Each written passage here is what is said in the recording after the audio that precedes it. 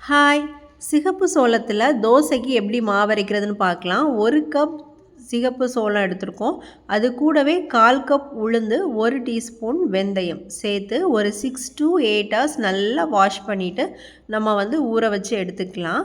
அப்போ தான் 8 ஹார்ஸ் ஊறணும். 6 to 8 ஹார்ஸ் ஊறினா தான் மாவு சூப்பராக வரும்.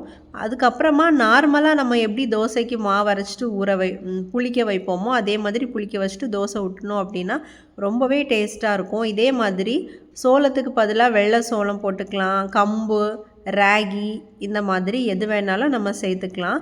இப்படி உங்களுக்கு பிடிக்காது அப்படின்னா அது கூடவே நீங்கள் 1 கப் அரிசி கூட சேர்த்துக்கலாம். அதுவும் நல்லா தான் இருக்கும்.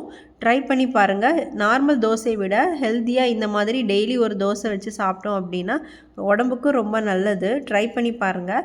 அது கூடவே இன்றைக்கி நார்மல் தோசைக்கும் மாவு ஊற போடுறதுக்காக 4 கப் அரிசிக்கு 1 கப் உளுந்து, 1 டீஸ்பூன் வெந்தயம் சேர்த்து அதையும் நல்லா 2 ஹார்ஸ் ஊற வச்சுட்டு நல்லா அரைச்சி எடுத்துதாச்சு.